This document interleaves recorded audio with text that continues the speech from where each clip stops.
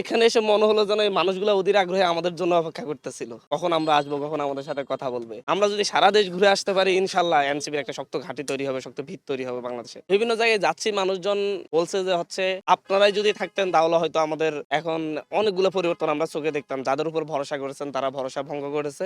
আপনারাই সামনে এগিয়ে আসেন ইনশাআল্লাহ আমরা আবার আপনাদের পিছনে দাঁড়াবো, আবার আপনাদের হাতকে শক্তিশালী করব। এখানে এসে মনে হলো যেন এই মানুষগুলো অধীর আগ্রহে আমাদের জন্য অপেক্ষা করতেছিল। কখন আমরা আসবো, কখন আমাদের সাথে কথা বলবে। অধীর আগ্রহে সকলে অপেক্ষা করতেছিল। সকলে যেখানে যাচ্ছি সেখানে এই যে আমরা এখানে আসলাম আমাদেরকে কাঁঠাল খাওয়ালো, আমাদেরকে চা খাওয়াচ্ছে। মানুষজন খুব আবেগ সহকারে আমাদেরকে গ্রহণ করছে। আমরা যদি সারা দেশ ঘুরে আসতে পারি ইনশাআল্লাহ এনসিপির একটা শক্ত ঘাঁটি তৈরি হবে, শক্ত ভিত তৈরি হবে বাংলাদেশে। আম এই যে জুলাইকে ঘিরে যে আকাঙ্খা ছিল মানুষের, তা আপনারা ১ বছর পরে আসলে একটা অনেক পুরোদমে আসলে ফিরলেন।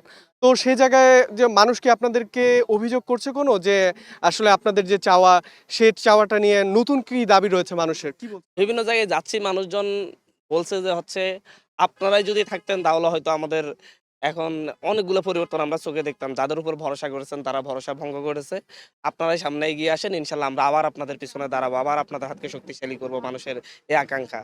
ইনশাআল্লাহ আমরা মনে করি যে হচ্ছে জুলাইয়ের মতো সেই ধরনের গত বছর জুলাইয়ে যেই গণবিপ্লবে মানুষজন আমাদের পিছনে দাঁড়িয়েছে, আমাদের সাথে দাঁড়িয়েছে, আমাদেরকে সঙ্গ দিচ্ছে, তারা সেই সঙ্গ দেওয়ার জন্য প্রস্তুত শুধু আহ্বানের অপেক্ষায়। ইনশাআল্লাহ বাংলাদেশের যে পরিবর্তনের স্বপ্ন আমরা ২৪শে জুলাইতে দেখিয়েছি, সেই স্বপ্ন বাস্তবায়নে আমরাই যে পারবো, এনসিপির হাত ধরে সেই স্বপ্ন বাস্তবায়ন হবে সেটা মানুষ বিশ্বাস করে। গতকালকে আপনাদের আহ্বায়ক নাহিদ ইসলাম বলছিলেন যে আপনারা ৩রা অগাস্ট হচ্ছে আপনারা ছাত্র জনতা এবং শ্রমিক সকলকে নিয়ে ঢাকায় প্রবেশ করবেন এবং হচ্ছে যে জুলাই সনদ ছেঁটে আদায় করবেন। তো সেই কর্মসূচিটা আসলে কি?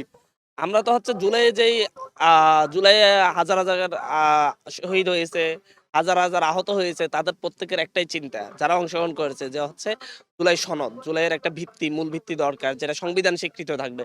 এটা আমরা সরকারকে বারবার আহ্বান করেছি। সরকার কথা দিয়েছে, সরকার কথা রাখতে পারেনি। আমরা ৩রা আগস্ট পর্যন্ত সরকারকে সময় দিয়েছি। সরকার যদি এর মধ্যে তার জায়গা থেকে জুলাই সনদ না দেয় তাহলে আমরা যারা হচ্ছে আমাদের অভ্যুত্থানের শক্তি সকলকে মিলে আমরা হচ্ছে শহীদ মিনারে সেই ৩রা আগস্ট ২০২৪ এর মতো আমরা সেখানে আমাদের সেই জুলাইয়ের পূর্ণতা দিব ইনশাআল্লাহ।